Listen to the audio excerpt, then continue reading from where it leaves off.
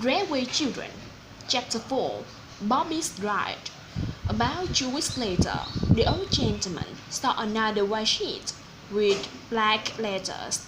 When he looked out of the train, it said, "She is nearly well, thank you." Then it was time for the children to tell mother what they had done. It was not easy, but they had to do it. And mother was very angry indeed. "Now listen. It's true that we're poor," she told them, "but you must not tell anyone, and you must never ask strangers to give you things." "We didn't mean to be bad, mother," cried Bobbie. "We're sorry," said Phyllis and Peter, crying too. Soon mother was crying with them. "I'll write a letter to the old gentleman and thank him," she said. "You can give it to the station master to give him.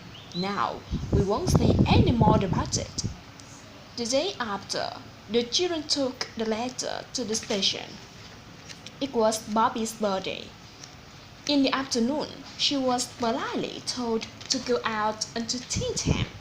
"You mustn't see what we're doing," said Phyllis. "It's a surprise." Bobbie went into the garden, and then she walked across the fields. When she came back, Phyllis and Peter met her at the back door.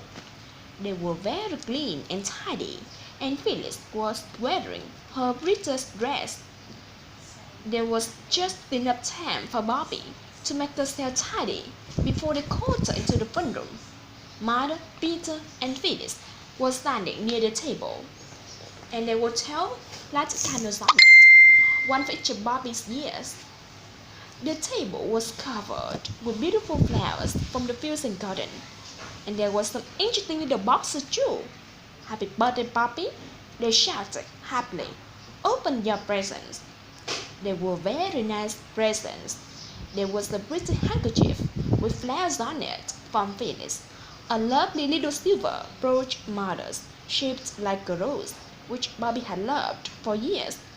There were 2 blue glass vases from Miss Divine, and there were 3 birthday cards with pretty pictures. "This is my present," said Peter, putting his toy steam engine on the table. It was full of squeeze. Bobbie looked surprised because just for a moment she thought Peter was giving her the engine. "Not the engine," he said quickly, "only the squeeze." But he had seen the look on her face. "I mean, not all the engine. You can have half if you like," he said bravely. "Thank you, Peter," said Bobbie. "It's a wonderful present." And she thought it was very kind of Peter to give me half of his engine. "Well, I'll have the broken half, and I'll get many." It was a lovely birthday, but later that night, Bobbie came sliding down the stairs to get her presents. She saw her mother sitting at the table with a pen and some writing paper in front of her. "She is writing to father," thought Bobbie. But at that moment, mother wasn't writing. Her head was on her arms, and her arms lay on the table. "It's my birthday, and she doesn't want me to know she isn't happy," thought Bobbie. "Well, I won't know."